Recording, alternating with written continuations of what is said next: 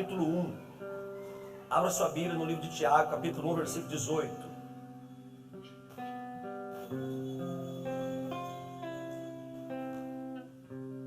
Tiago, capítulo 1, versículo 18. Eu quero falar para você hoje sobre pratique a palavra. Talvez um dos mais importantes, ou uma das mais importantes evidências, talvez uma das mais importantes evidências do novo nascimento, seja a prática nossa, do nosso comportamento, as nossas ações, as nossas decisões, as nossas escolhas em relação à palavra de Deus. Talvez a mais poderosa evidência e testemunho de que uma pessoa nasceu de novo significa isso: ela não teve só uma experiência religiosa, ela não teve somente uma experiência mística, não, ela nasceu de novo, ela nasceu de verdade. Talvez a mais importante evidência de que alguém nasceu de verdade é quando a palavra de Deus faz parte da vida dela agora como comportamento.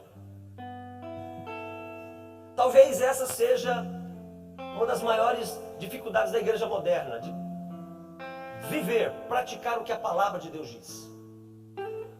Não tem como sermos definidos como cristãos se não praticarmos o que Jesus nos ensinou e nos disse para praticarmos.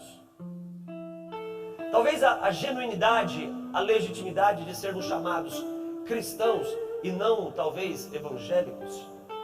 Eu não estou dizendo que ser evangélico é algo ruim ou algo... Não, não estou dizendo isso. Mas estou falando daquilo que é mais importante. Esteja ligado ao fato de praticarmos o que a palavra de Deus diz. Porque a minha prática em relação ao que a palavra de Deus diz vai testemunhar de uma experiência real e verdadeira que eu tive. Qualquer coisa fora disso pode depor contra você, contra mim.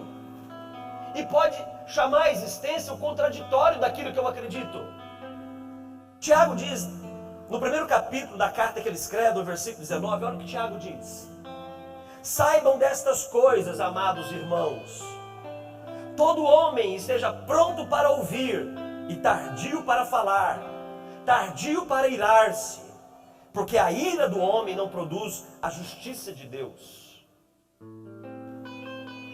Tiago, ele começa esse assunto dizendo o seguinte: é muito importante você ouvir, porque quando você ouve, você tem a oportunidade do aprendizado na sua vida. Quando você ouve, você tem a oportunidade de adquirir um conhecimento que pode transformar a sua vida. Quando você ouve, você tem a oportunidade de ser confrontado em relação a uma verdade e ao modo como você está gerenciando a sua vida. Tiago está dizendo, esteja sempre pronto para ouvir. E o versículo 21, Tiago diz: portanto, despojando-vos de toda impureza, acúmulo de maldade, acolhei com mansidão a palavra que em vós foi implantada. A palavra que em vós está implantada. Porque essa palavra, ela é poderosa para salvar a vossa alma. Deixa eu te fazer uma pergunta. Ontem à noite, eu estava ministrando um seminário aqui em Poá mesmo, numa igreja. Começou sexta-feira e terminou hoje de manhã. E a primeira pergunta que eu fiz para o auditório foi o seguinte: qual é a expectativa que vocês têm em relação a Jesus? Qual é a expectativa que você tem, ou que foi gerada no seu coração o dia que você levantou a sua mão e disse: Jesus, eu quero que tu sejas o Senhor da minha vida? Qual é a expectativa que você criou? Porque pode ser que se você criou uma expectativa equivocada, pode ser que você não permaneça no caminho da proposta da mensagem da cruz. Pode ser que você não permaneça constante, não seja constante em relação a essa palavra que foi implantada em mim, em você e em nós, e que é poderosa para salvar a nossa vida. Qual é a expectativa que você gerou no seu coração, ou que você permitiu que fosse gerada no seu coração? Às vezes nós não paramos para pensar que Jesus perdoar os nossos pecados é parte de um processo que tem um propósito muito lindo para mim e para você. Jesus na cruz, quando perdoa o meu pecado, perdoa o teu pecado, Ele cumpre um processo. Ele completa mais uma etapa de um processo. Quando Ele morre na cruz, Ele cumpre a etapa de um processo. Quando Ele ressuscita dentre os mortos, Ele cumpre mais uma etapa desse processo. Quando Ele assunta aos céus, Ele cumpre mais uma etapa desse processo. E quando Ele sobe aos céus e Ele determina que o Espírito Santo venha para habitar na minha vida, na sua vida, é mais uma etapa desse processo. Um processo que tem um propósito: salvar a nossa alma. Tiago está dizendo que a palavra que em nós está implantada, ela é poderosa para salvar a nossa alma. Só que no versículo 22, Tiago diz algo muito importante. Versículo 22, Tiago, ele coloca o peso, ou o juízo de valor, de um dia termos nascido de novo, ou por termos nascido de novo. Quando ele diz no versículo de 22, tornai-vos, pois, praticantes da palavra, e não somente ouvintes, enganando-vos a vós mesmos. Tornai-vos praticantes da palavra. Tiago está dizendo, Sandra, para você, que a palavra que está plantada no seu coração, ela é poderosa para salvar a sua alma. Mas se você não praticar essa palavra, Tânia, nada vai acontecer. Tiago está dizendo que agora é momento de nós nos tornarmos protagonistas de uma grande história. É isso que ele está dizendo aqui. Porque o verbo tornar, no grego, significa entrar em cena. Significa você sair das sombras e você se tornar o principal personagem de um espetáculo. E qual espetáculo? O espetáculo mais importante da história da sua vida, do qual você é o personagem principal. Você é o protagonista. E tudo que esse personagem falar e viver vai definir o final dessa história. Tiago diz que eu devo praticar a palavra de Deus. Palavra de Deus, a prática da palavra, talvez seja a mais importante evidência de alguém que já nasceu de novo. De um homem e uma mulher que foi tirado do reino de trevas e foi transportado para o reino do Filho do amor de Deus. Deixa eu perguntar nessa noite, quantos desejam fazer parte desse reino? O reino do Filho do amor de Deus. Esse é o melhor lugar que nós podemos estar. Queria que você, se você pudesse, você fechasse os teus olhos por um instante. Aí no seu lugar, se você pudesse fechar os teus olhos por um instante. E nós pudéssemos orar, para que nessa noite o Senhor nos ensine um pouco mais sobre a palavra dEle, a prática da palavra dEle. Porém, antes que eu ore, eu gostaria que você tivesse esse tempo pessoal com Deus, que você pudesse orar. Existem orações que nós precisamos fazer, que outras pessoas não podem fazer por nós. Existem orações que a eficácia ou o poder da eficácia dessa oração está quando eu faço essa oração e quando você faz essa oração. E talvez nessa noite, essa oração, a eficácia dela esteja naquilo que vai sair da sua boca em relação ao Senhor. Que possamos estar orando ao Senhor e pedindo a Ele, Senhor, que nessa noite, em nome de Jesus, a Tua palavra faça sentido para mim. Que nessa noite o Senhor me desperte para que eu me comprometa com a Tua palavra. Que nessa noite que eu me comprometa com a palavra do Senhor, porque a palavra do Senhor é vida. A palavra do Senhor não é uma vida que se vai com o tempo. A palavra do Senhor não é uma vida que se perde com o tempo. A palavra do Senhor não é uma vida que as pessoas podem tirar. A palavra do Senhor não é uma vida que homens podem tocar nela. A palavra do Senhor é a própria vida do Senhor. A palavra do Senhor é vida eterna. A palavra do Senhor é vida permanente. É vida para sempre. A palavra do Senhor significa, ainda que morra, vai viver para sempre. A tua palavra é vida. A tua palavra, Senhor, restaura. A tua palavra cura. A tua palavra liberta. A tua palavra renova. A tua palavra ressuscita mortos, cura enfermos, restaura a esperança, anima a nossa alma, renova o nosso espírito. Nessa noite, Senhor, o que nós queremos é que a Tua palavra fale conosco. Edifica-nos na Tua palavra, Senhor. Fundamenta-nos na Tua palavra. Assim nós oramos ao Senhor, no nome de Jesus. e para a glória de Jesus. E se isso é uma verdade no seu coração, você é livre para se expressar e aplaudir o Senhor, porque Ele é fiel com a sua palavra.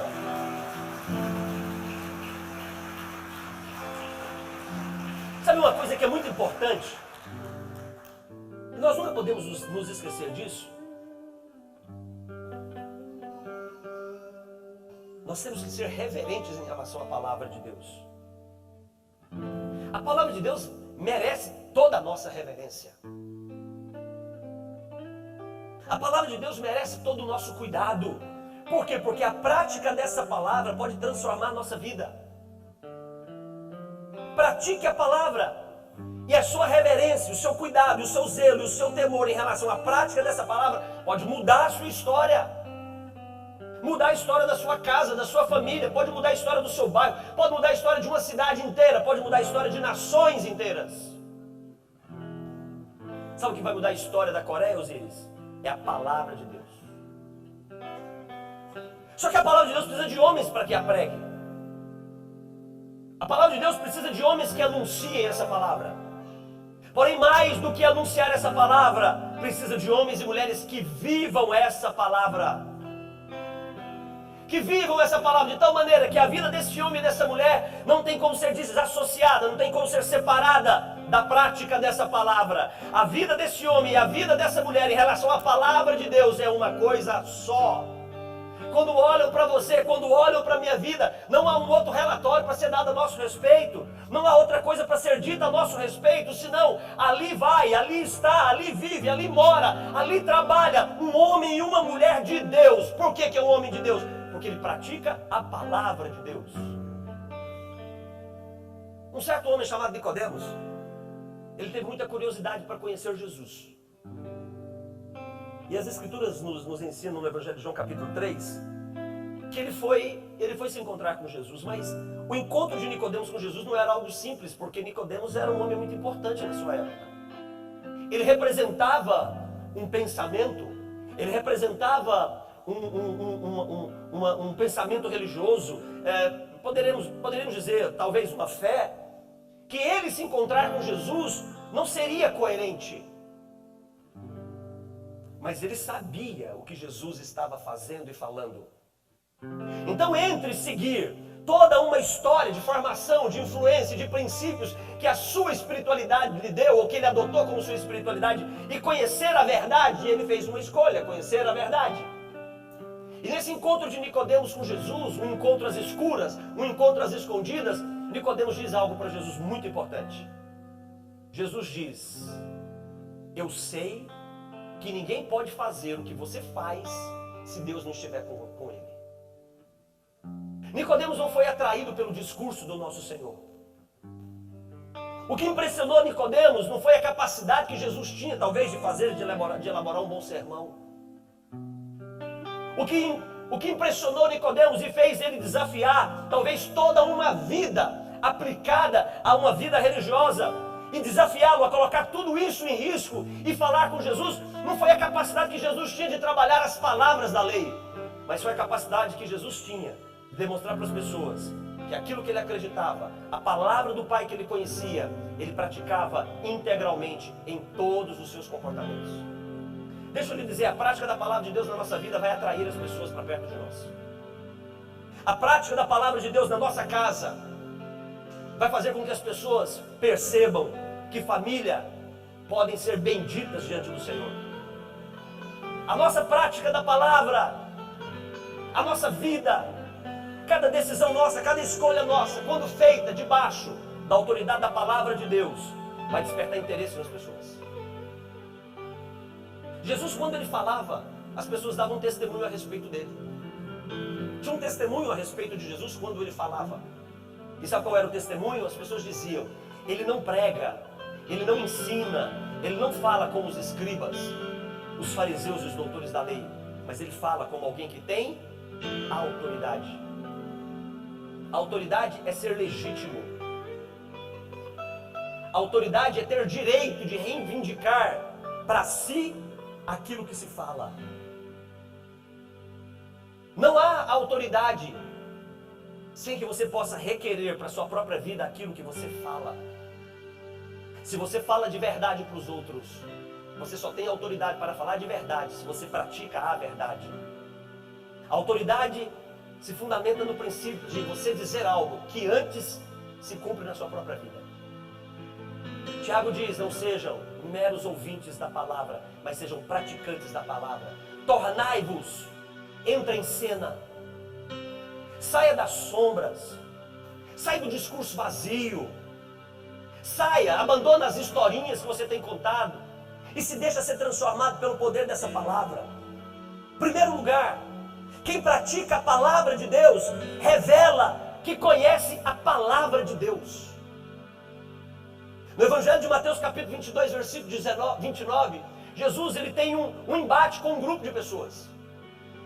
Eles tinham uma dúvida em relação ao que aconteceria após a morte. Deixa eu lhe dizer uma coisa.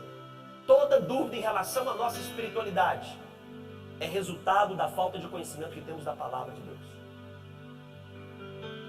Toda dúvida que temos em relação ao nosso futuro com o Senhor, é resultado da nossa falta de conhecimento das Escrituras.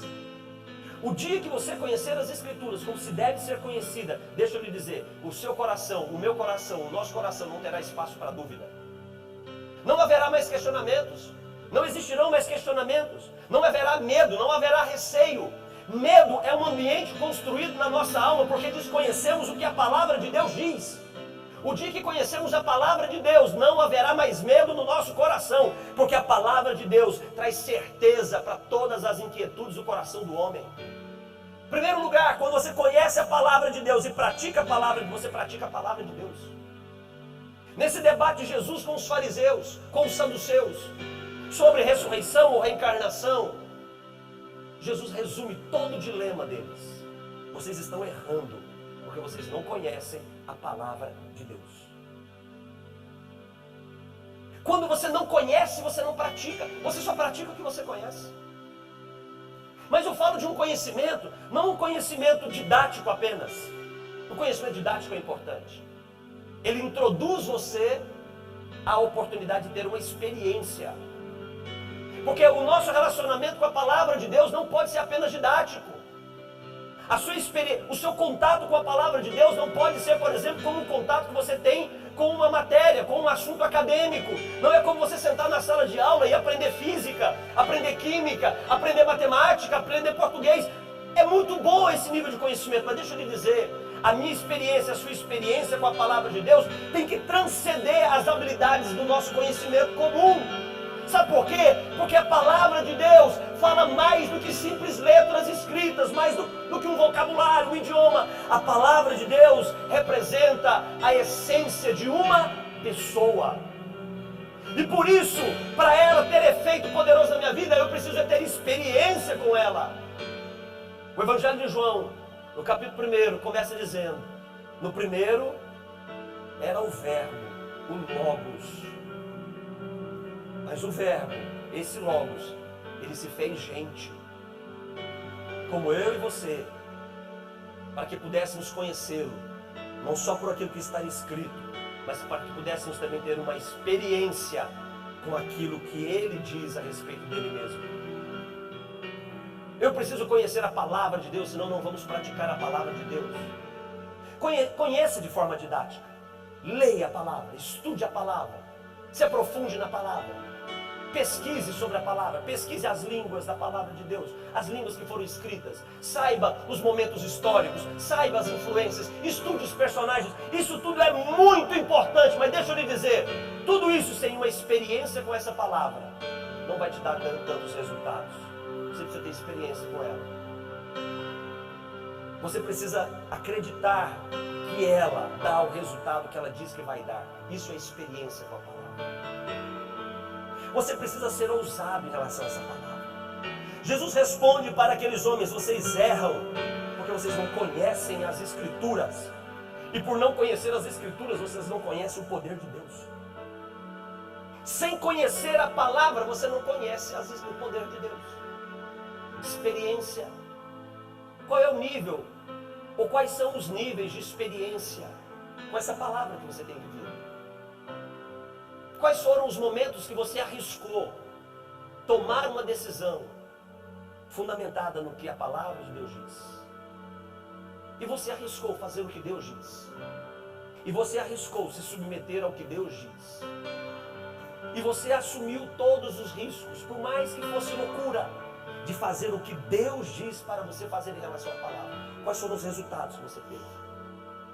Quem se arrisca em cumprir o que a palavra de Deus diz, tem a oportunidade de viver experiências com essa palavra, que mais do que vocábulos, do que encontros de letras, é uma pessoa.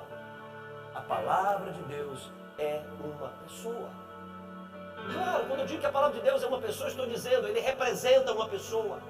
Representa a vontade de uma pessoa, representa o coração de uma pessoa, representa os desejos de uma pessoa, representa o amor de uma pessoa, mas também representa o juízo dessa pessoa, a justiça dessa pessoa, as verdades dessa pessoa. Eu preciso conhecer essa palavra. Se você não conhecer a palavra de Deus, você não vai praticá-la. Fica tranquilo. Algumas pessoas, elas compartilham, pastor, mas eu tenho dificuldade de fazer o que Deus quer que eu faça. Claro.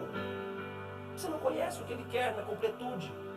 Você conhece porções que foram tiradas de um contexto. Você conhece porções, né?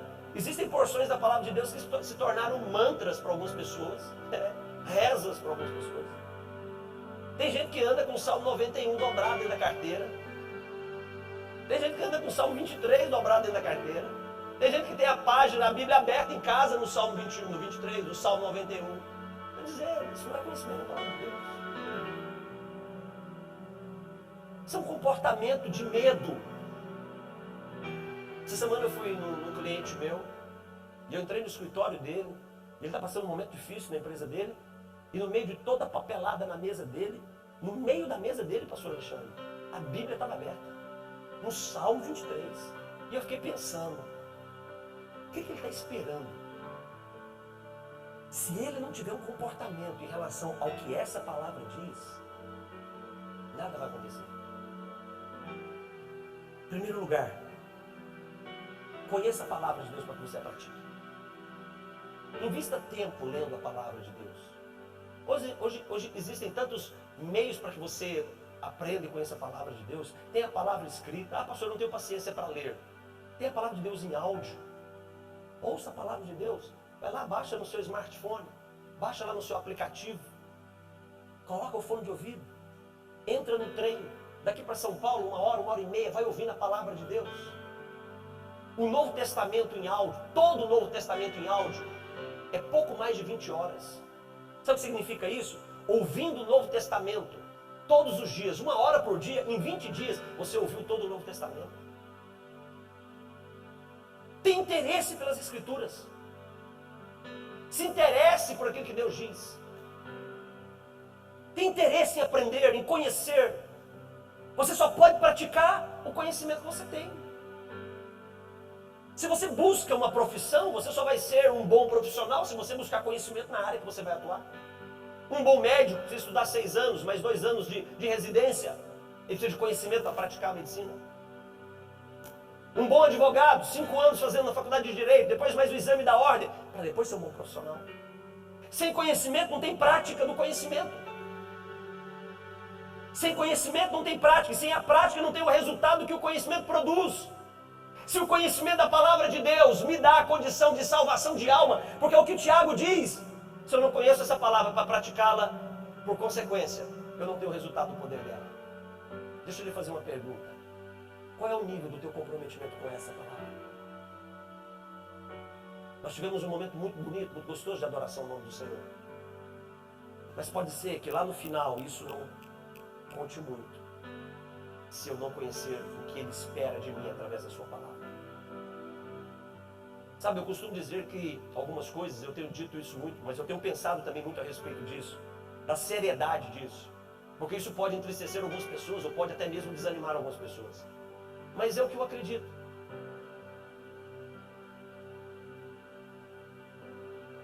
Qualquer pessoa pode entrar nesse ambiente e cantar as canções que cantamos. Qualquer pessoa pode fazer isso. Qualquer um.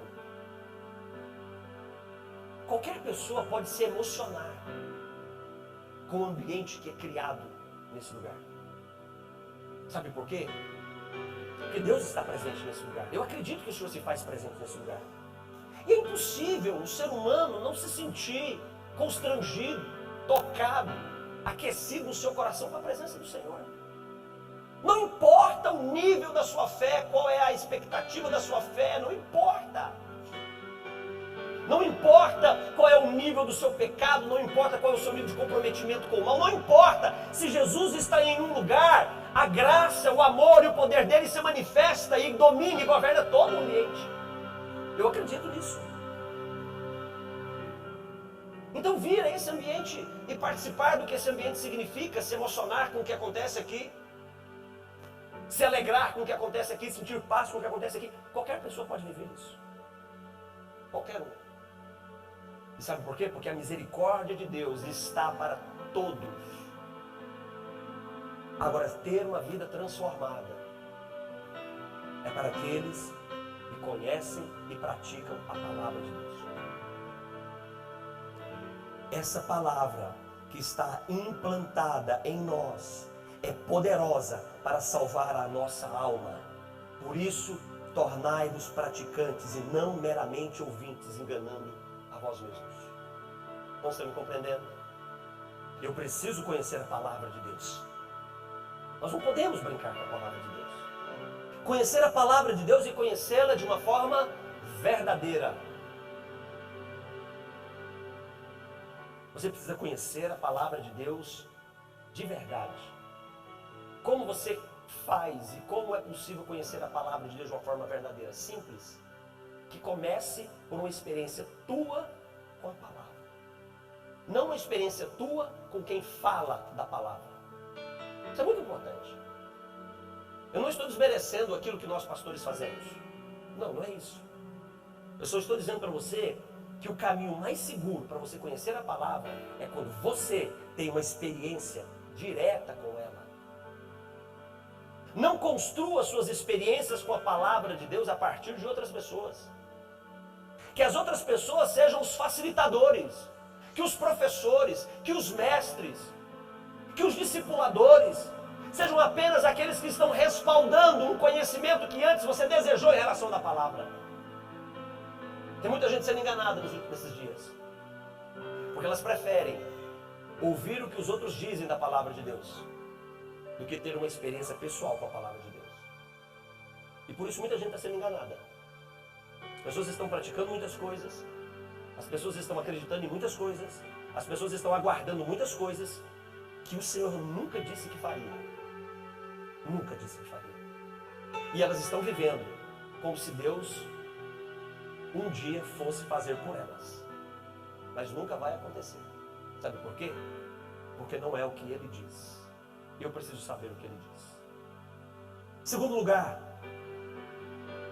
a prática da palavra de Deus é importante porque ela me dá testemunho do meu amor a Ele.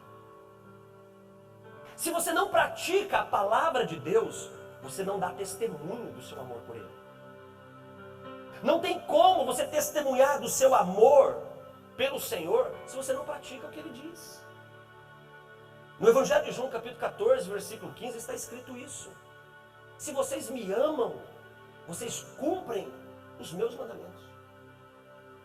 A prática da minha vida, o meu comportamento, a forma como eu me relaciono com a minha família, a forma como eu lido com as pessoas, a forma como eu trato o dinheiro, a forma como eu trabalho, como eu me relaciono com o meu trabalho, com a minha vida profissional, a forma como eu lido com a minha vida emocional. Todo esse ambiente que significa a existência da vida de uma pessoa, ou que significa a existência da vida de uma pessoa. Se isso não corresponder, não se encontrar com o que a palavra de Deus diz, isso depõe contra você, contra mim, em relação ao meu amor por Ele. Não há outra forma de você testemunhar que ama Deus. Você dizer que o ama pode ser muito bonito. Você chorar dizendo que o ama, você dançar dizendo que o ama, você pular dizendo que o ama, você cantar dizendo que o ama, tudo isso pode ser muito bonito, mas só tem uma forma que valida o seu amor a Ele. E sabe qual é? É quando você cumpre o que Ele te diz. É quando você faz, é quando eu faço o que Ele quer. E o que Ele quer está na palavra dele. Praticar a palavra de Deus significa conhecer a palavra. Mas em segundo lugar, praticar a palavra de Deus testemunha do meu amor por Ele. Como que um marido testemunha o seu amor para com a sua esposa? Protegendo, guardando, sendo um guardião dos princípios da fidelidade em relação à sua vida conjugal. Como que eu testemunho do meu amor em relação ao Senhor? Quando eu sou guardião do meu comportamento de fidelidade em relação ao que a palavra de Deus diz a meu respeito. O nosso amor não encontrará testemunho diante do Senhor por Ele, se não houver um comportamento nosso que se encontre com essa palavra. Durante o dia de hoje, a semana que se passou, os meses que você tem vivido, os anos que você tem vivido, os teus comportamentos têm poder para testemunhar que você o ama. Tem poder para testemunhar que eu o amo. Porque aquele que me ama guardará os meus mandamentos. Se me amais, guardareis os meus mandamentos. A palavra de Deus exige um testemunho nosso. Mas não é um testemunho para que ele diga, ok, vocês estão bem, ok, vocês estão se comportando como devem. Não, porque o meu testemunho de prática da palavra de Deus é a evidência de que eu amo. Amor é comportamento. O amor verdadeiro, ele transcende o ambiente das nossas emoções e sentimentos. Evangelho de João capítulo 3, versículo 16, está escrito que Deus nos amou tanto que Ele fez algo para provar para nós que Ele nos amou tanto. E sabe o que Ele fez? Ele entregou o único filho que Ele tinha para morrer por mim e por você. O amor verdadeiro, ele provoca uma ação de comportamento. O amor verdadeiro, ele provoca uma atitude que é incomum. Deixa eu lhe dizer uma coisa. Sabe o que é comum? Mentira é comum. Mentira é comum. Enganar as pessoas é comum. Levar vantagem sobre as pessoas é comum. Falar mal das pessoas, difamar as pessoas é comum. Se prostituir é comum. Adulterar é comum. Veja bem, não estou falando que isso é natural, estou falando que é comum. Tudo isso é muito comum na nossa sociedade hoje. Difamar as pessoas, não dá oportunidade que as pessoas justifiquem os seus erros, que se arrependam dos seus erros, mas acusá-las acima de qualquer coisa, isso é comum. Esconder os seus erros, mas continuar praticando os mesmos atos. Se prostituir, adulterar, roubar, enganar, tudo isso é comum, é muito comum. Sabe o que é incomum? É confessar os nossos erros. Sabe o que é incomum? É tornar público o nosso pecado para que todos vejam. É verdade, eu errei muito, mas hoje eu quero mudar de vida. Isso é incomum. Sabe o que é incomum? É defender a verdade, é defender a justiça, é ficar do lado do que é reto, é ficar na luz e se apartar das trevas. Isso é incomum. Sabe o que é incomum? É casais que se relacionam, não são casados, namoram apenas, acabaram de se conhecer, têm uma vida sexual ativa, e porque conheceram a palavra de Deus, eles decidem, a partir de hoje, o seu corpo e o meu corpo só será conhecido por nós depois do casamento. Isso é incomum. Isso é incomum. Sabe o que é incomum? É quando alguém nasce de novo e tem uma experiência com essa palavra, e ele compreende, o meu testemunho de amor a Deus é quando eu pratico e faço o que Ele quer. Então, a partir de hoje, a mentira não faz parte mais do meu ambiente, da minha vida, do meu estilo de comportamento. E agora tem uma luta contra isso. Isso é incomum. Testemunhar amor custa muito alto. Deixa eu lhe dizer, o testemunho do amor de Deus por mim, por você, custou a vida do seu próprio filho. Porque amor, quando exige um testemunho, ele não pode ser barato. Você ama a Deus? Você está pronto para pagar o preço que for necessário para que esse testemunho permaneça? Há um preço a ser pago. E esse preço é um preço de comportamento, de escolhas, de decisões, de mudança. Mentir não mente mais. Enganava, não engana mais. Roubava, não rouba mais. Se prostituía, não se prostitui mais. Amor tem preço. Mas sabe quando pagamos o preço do amor? Quando aquele a quem nós dedicamos o nosso amor, ele vale a pena. Se Jesus valer a pena, todo preço será suficientemente pago por cada um de nós. Amém? Todo preço, porque eu amo. Terceiro lugar, a prática da palavra de Deus. Em primeiro lugar, a prática da palavra de Deus significa conhecer a palavra. A prática da palavra de Deus dá testemunho do meu amor a Ele.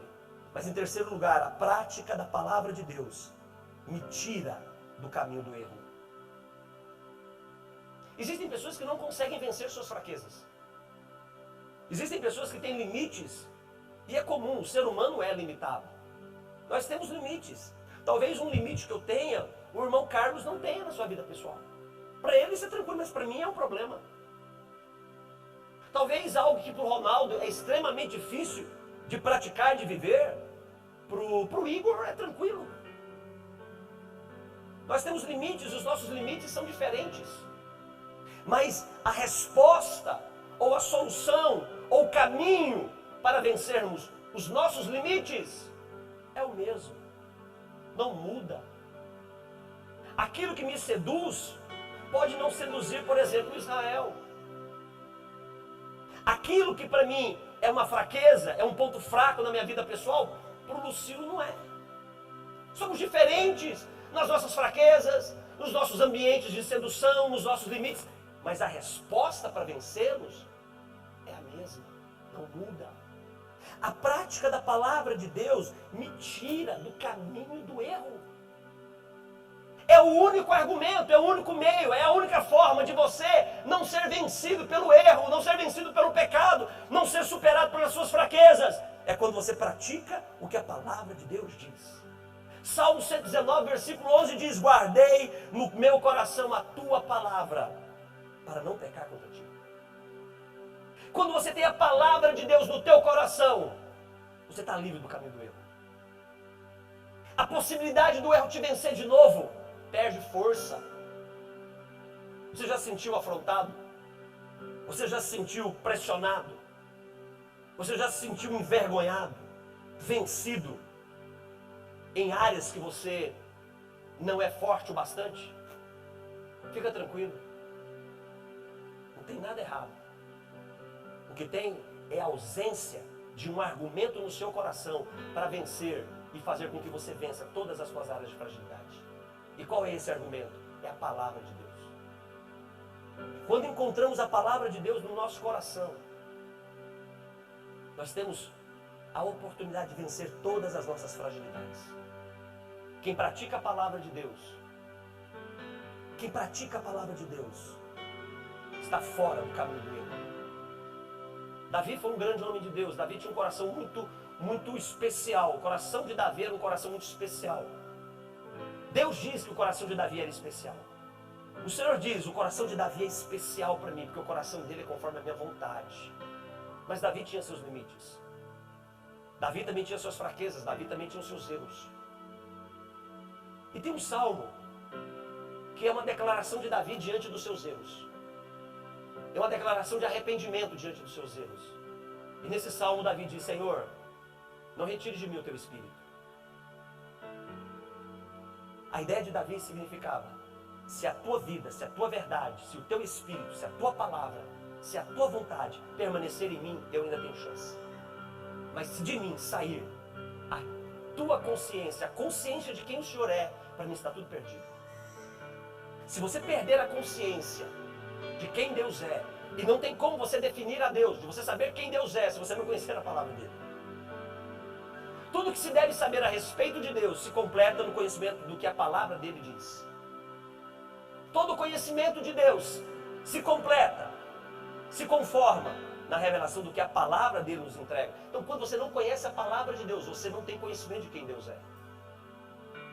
Terceiro lugar, a prática da palavra de Deus te tira do caminho do erro. Guardei a palavra no meu coração para não pecar contra ti. O que você tem guardado no teu coração? As pessoas estão com os corações cheios de mágoa, corações cheios de frustrações, corações cheios de ansiedade, corações cheios de medo, corações cheios de dúvida, corações cheios de conceitos humanistas, mas corações vazios da palavra de Deus. Entende por que algumas coisas podem não estar funcionando para você? Começa a compreender o porquê que talvez algumas coisas não estão acontecendo. Por que a sua vida não está como você acredita que deveria estar? Apesar de talvez você dizer, poxa, Senhor, mas eu vou à igreja. Senhor, eu tenho te buscado. Ok, você pode estar em um lugar, mas estar em um lugar não significa que o lugar esteja em você. Não significa que o reino de Deus esteja em você. O reino de Deus se estabelece na nossa vida. Nós não temos tempo para isso. Mas o reino de Deus, ele se constrói na nossa vida a partir do conhecimento que eu tenho do que a palavra de Deus diz. Amém, irmãos? Vocês estão aqui ainda? Que bom que vocês estão aqui ainda. Praticar a palavra de Deus significa conhecer a palavra de Deus. Praticar a palavra de Deus testemunha do meu amor a Ele. Praticar a palavra de Deus me tira do caminho do erro. Mas em quarto lugar, praticar a palavra de Deus me dá destino. Não se esqueça disso. Você quer um bom final? Quantos querem um bom final? Quantas pessoas quando assistem um filme, você vai no cinema assistir um filme, você aluga um filme, e você está assistindo aquele filme, você espera um bom final. Todos nós esperamos um bom final. Você assiste uma série de televisão, você quer um bom final. Nós precisamos desejar um bom final para a história da nossa vida. A palavra de Deus vai dar um bom final para nós. É a palavra dele. Se você não praticar a palavra de Deus, você não vai ter um bom final. Evangelho de João, capítulo 6, versículo 68. Jesus, ele começa a ser mais prático no seu discurso. Jesus começa a dizer para as pessoas que agora elas precisam reproduzir o que elas ouviram dele. E quando as pessoas ouvem que precisam reproduzir o que Jesus está falando, sabe o que elas fazem? Elas vão embora. Evangelho de João capítulo 6 fala disso. Eles começam a ir embora. Sabe por quê? Porque praticar a palavra de Deus significa uma quebra de padrões na nossa vida. A quebra de padrões na nossa vida é o alvo da palavra de Deus em nós. A palavra de Deus vem para mudar as pessoas, mudar o status das pessoas. Então, aqueles discípulos que estavam acompanhando Jesus, que estavam vendo Jesus fazer milagres, operar milagres, eles começaram a se maravilhar daquilo. Então Jesus percebeu, agora é a hora deles entenderem que eles precisam reproduzir na vida pessoal deles tudo que eles estão me ouvindo falar. E quando Jesus diz a necessidade disso de uma forma mais séria, mais contundente, sabe o que eles fazem? Eles vão embora. Sabe por quê? Porque nem todos querem uma mudança de padrão em relação ao que a palavra de Deus diz. Muitas pessoas querem os resultados que a palavra de Deus promete. O que Jesus falava, proporcionava cura para os leprosos, restauração de vista aos cegos, fazia com que os paralíticos andassem. O que Jesus falava, multiplicava os pães, alimentava a multidão, multiplicava os peixes, alimentava outra multidão. O que Jesus falava trazia paz para o coração das pessoas. Mas agora ele entende e ele diz, não, vocês precisam ter uma vida coerente com aquilo que eu estou ensinando para vocês. Porque se vocês não se comportarem assim, se vocês não tiverem parte comigo nesse processo, não vai dar certo. Sabe o que as pessoas fazem? Elas vão embora. Elas o abandonam. E as pessoas começam a ir embora, as multidões começam a ir embora. E começa a ficar um grupo muito pequeno. Deixa eu lhe dizer uma coisa, fica tranquilo. O evangelho genuíno. Aliás, falar do evangelho genuíno é até um negócio incoerente, né, Solon? Porque o evangelho não é, né? Não tem o evangelho genuíno. É o evangelho. O evangelho, ele tem que provocar mudança nas pessoas. E o evangelho, ele é para as multidões. Mas não são as multidões que vivem o evangelho. Perceba isso. O evangelho é para a multidão, mas não é a multidão que pratica o evangelho. Em Atos capítulo 2, que conta o momento mais importante da história da igreja primitiva, da igreja apostólica, que foi o marco, né? O início da contagem do cronômetro da história da igreja apostólica, da igreja primitiva, da história da igreja. Que quando foi a descida do Espírito Santo sobre o cenáculo, as escrituras dizem que haviam 120 pessoas dentro do cenáculo. Mas do lado de fora tinha uma multidão. A multidão não estava dentro. A multidão não estava no cenáculo. A multidão estava do lado de fora. A mensagem é para a multidão. Mas os que vão buscar e praticar o evangelho é um grupo menor, pequeno. É sempre assim. Sabe por quê? Porque a prática do evangelho, ela vem para quebrar padrões na nossa vida. E nem todos estão dispostos a isso. Mas quebrar padrões, por quê e para quê? Porque a prática do evangelho me dá um destino. Jesus então se reúne com um grupo menor de discípulos e Jesus diz para eles: e vocês também querem ir embora? Vocês querem seguir os demais? E Pedro então se levanta no versículo 68 de João 6 e diz: Senhor, para quem iremos? Deixa eu lhe dizer, não é para onde iremos, ok? Porque o evangelho não é um lugar, o evangelho é uma pessoa. O poder do evangelho não é um ambiente.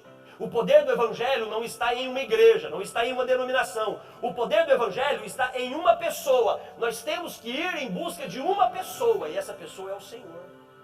Pedro responde no versículo 68, Senhor, para quem iremos, se só Tu tens as palavras da vida eterna? A prática da palavra me dá destino. E qual é esse destino? Vida eterna para você. Você quer eternidade com Deus? Você quer passar a eternidade na casa do Pai? Pratica a palavra. A prática da palavra nos dá destino. A prática da palavra nos dá residência. A prática da palavra nos dá morada. A prática da palavra diz que o final da nossa história vai dar certo. Mas é a prática da palavra. Sem a prática da palavra, o final da nossa história está em risco. O final está comprometido. O que garante um bom final da minha história é quando eu pratico a palavra de Deus. Porque só Ele tem a palavra da vida. Eu quero a vida. Eu quero a vida. Eu quero a vida todos os dias. Eu não posso me esquecer de desejá-la todos os dias. Porque talvez no dia que eu me esquecer dela, seja o dia que eu a perca para sempre. Não se esqueça da vida. Não desista da vida dele. Não se esqueça da vida dele. Não abandone a vida dele.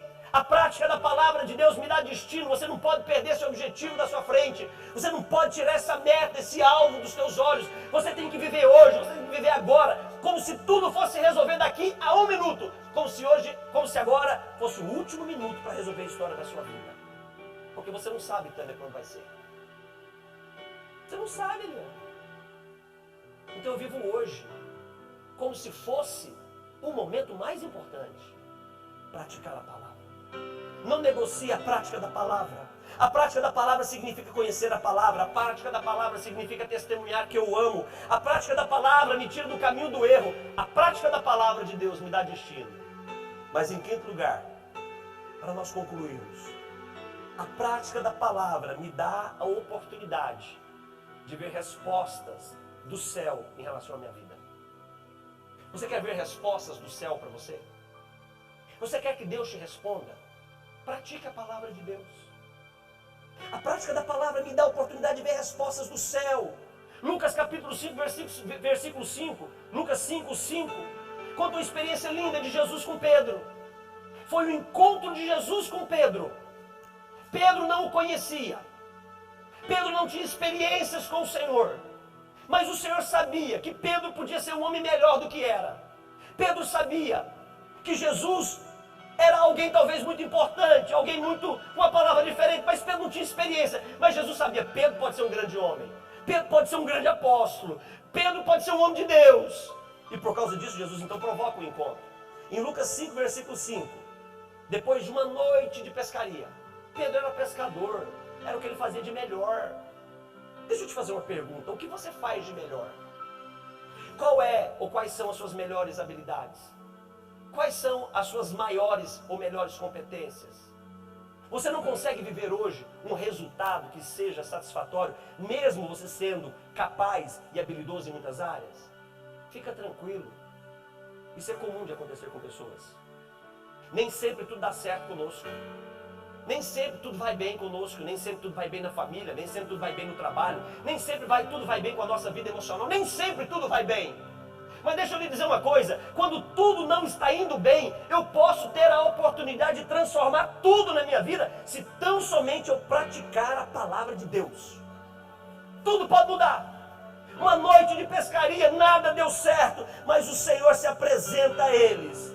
E o Senhor diz, lance a rede daquele lado, porque vai ser diferente, é uma oportunidade. E Pedro responde, mestre, nós trabalhamos a noite toda, não pescamos, não apanhamos nada, mas sobre a tua palavra eu lançarei as minhas redes.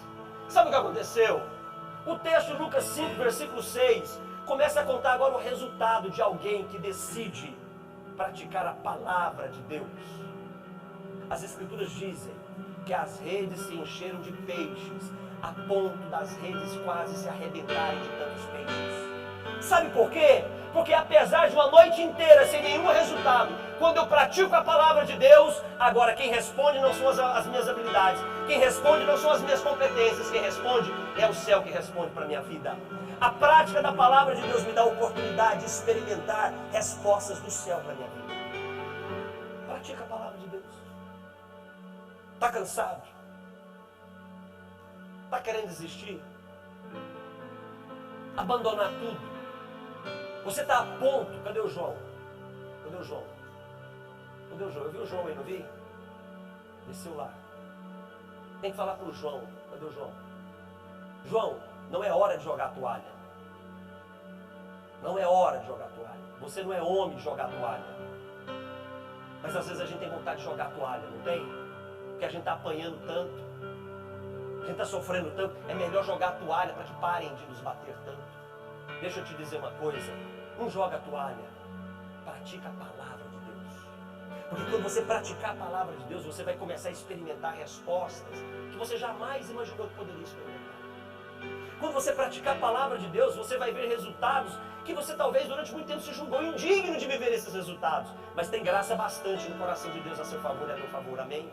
Tem graça bastante nas mãos dele, tem graça bastante no coração dele para me dar muito mais do que eu mereço, para fazer por mim muito mais do que eu mereço, porque esse é o testemunho do amor dele por nós. Pratica a palavra de Deus. Quando você pratica a palavra de Deus, você tem a oportunidade de ver a resposta do céu. Só que a resposta do céu não é somente ele me dar o que eu preciso. A resposta do céu, a resposta de Deus para a minha vida, a resposta de Deus para a nossa vida, pode falar também dele restaurar a nossa vida. Respostas onde ele restaura as nossas vidas. Existem momentos da nossa vida que nós nos cansamos. É comum nos cansarmos. É muito comum percebermos pessoas voltando. Elas avançam, mas chega um dado momento, Leandro, que cansa, pastor. Cansa. Mas sabe o que é melhor? Vou voltar.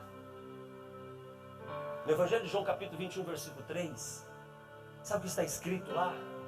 Esse mesmo homem que um dia jogou as redes diante daquilo que Jesus havia dito a ele, agora ele diz, eu vou voltar a pescar. Tem hora que a gente volta. A gente não deve voltar, mas tem hora que não dá. Voltamos a fazer as mesmas coisas que fazíamos antes e que nunca nos deram os resultados que gostaríamos de viver. Voltamos a ser as mesmas pessoas, o mesmo marido, o mesmo filho, a mesma mulher, a mesma esposa. Voltamos a ser, nos tornamos as mesmas pessoas que éramos e que nunca deu nada de bom para a nossa vida. Pedro voltou para pescar. O versículo de número 3 de João 21 diz que ele voltou a fazer aquilo que não dava certo. O texto diz que eles então entraram no barco. E naquela noite que ele entrou no barco, sabe o que aconteceu? Ele não pegou nada. O resultado de voltar a fazer as mesmas coisas é ter os mesmos resultados que um dia nos frustraram. Mas ele voltou. Às vezes, irmãos, não existe muita lógica na nossa forma de agir, não é verdade? Não tem muita coerência. Nós sabemos que não dá certo, abandonamos o que não dá certo, mas depois de um tempo, voltamos a fazer as mesmas coisas que não dão certo. Já experimentou isso na sua vida? Já viveu isso? De repetir aquilo que não dá certo, de tratar o seu casamento da forma que não dá certo, de tratar o teu marido da forma que não dá certo, de tratar a tua esposa da forma que não dá certo, de lidar com o teu dinheiro da forma que não dá certo, de lidar com o seu ministério de uma forma que não dá certo, de olhar para si mesmo de uma forma que não funciona. Nós temos esse hábito de repetirmos aquilo que não funciona. Pedro fez a mesma coisa. Mas o versículo 4 diz que ao clarear da madrugada, e eu acho esse texto sensacional por conta disso, porque o texto diz no versículo 4 que ao clarear da madrugada, tinha alguém na praia assistindo tudo.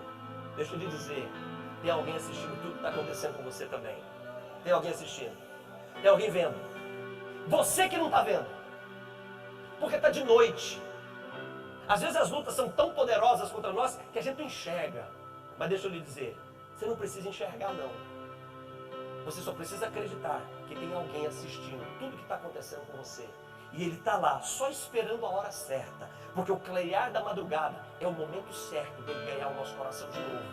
O clarear da madrugada é o momento dele quebrantar o nosso coração de novo. O clarear da madrugada é a oportunidade onde novamente ele vai dizer o que deve ser feito. E se eu fizer o que deve ser feito, tudo vai mudar na minha vida de novo. O versículo 5 então diz: filhos, vocês têm alguma coisa de comer aí? Claro que não tinha. Claro que não tinha. Fica tranquilo, nos momentos difíceis de desistência na sua vida, que você abandona a prática da palavra, o método que funciona é o mesmo, não é um método novo, não é uma prática nova, não é uma ideologia nova, não é uma religião nova, é a mesma ação. Pratica a palavra. Eles passaram a noite inteira, não pescaram nada. No versículo 6, Jesus diz para eles: lance a rede do lado direito do barco e vocês vão achar alguma coisa. E o que eles fizeram? Eles lançaram as redes, eles praticaram a palavra, e o texto diz que eles não podiam puxar a rede de tão grande que era a quantidade dos peixes daquela rede. Eles não podiam, eles praticaram a palavra. Quando eles começaram a puxar as redes, eles perceberam, é muita coisa, nós não conseguimos. Alguém no barco se lembrou: peraí, eu já ouvi isso, peraí, eu já vi isso aqui acontecendo. Não é a primeira vez, isso aqui não é novo. Eu sei quem é capaz de fazer essas coisas. E o texto diz: Pedro, é o Senhor, Pedro, é Ele. E as escrituras dizem que Pedro, ouvindo que era o Senhor, ele se lançou na água e foi se encontrar com o seu Senhor. Deixa eu lhe dizer uma coisa, pratica a palavra. Você está distante dela? Se joga no mar. Se joga nas águas da dependência de Deus.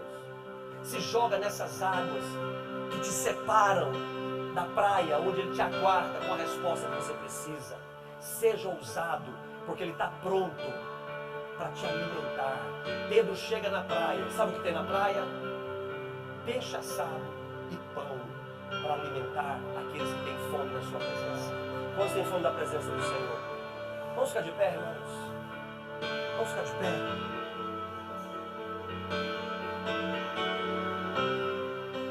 Quando Pedro chega, sabe o que tem na praia? Tem brasas. Quando ele chega na praia, sabe o que tem? Tem fogo na praia. Deixa eu lhe dizer, quando você se aproxima de Jesus, tem fogo dele para a sua vida, tem presença do Espírito Santo dele para a sua vida, tem unção do Espírito dele para a sua vida, tem vida, tem peixe, tem comida, tem aliança, tem compromisso, mas também tem pão, tem palavra dele para você, tem palavra dele para você, tem argumento para você vencer todas as suas dificuldades, tem argumento para você vencer todos os seus limites, tem ensinamento, tem ensino, tem verdade, para que você não viva mais confuso, tem verdade. Fica tranquilo, não há limites para Ele nos ensinar as verdades da palavra dele. Quantos desejam caminhar, ou melhor, nadar para essa praia, se atirar ao mar? Talvez para algumas pessoas hoje seja o dia de se jogar no mar, não é verdade? Hoje é o dia de jogar no mar. E eu vou como um desesperado em busca dele. Os demais discípulos, sabe o que eles fizeram? Eles ficaram no barco. O texto diz que os demais discípulos, eles ficaram no barco. E eles foram. Mas Pedro se jogou no mar. Sabe o que significou ele se jogar no mar? Ele chegou primeiro. Eu quero chegar primeiro. Quantos querem chegar primeiro? O que você acha de chegarmos juntos? Porque não é competição, é disposição. Chegar primeiro, a ideia não é competir um com o outro. Chegar primeiro é estar disposto. É ter um nível de motivação na nossa vida que eu quero chegar primeiro. Porque eu quero fogo, eu quero peixe na brasa, mas eu também quero o pão que Ele tem para mim. Porque Ele é o meu pão. Ele é o meu alimento. Vamos buscar. Feche os seus olhos por um instante.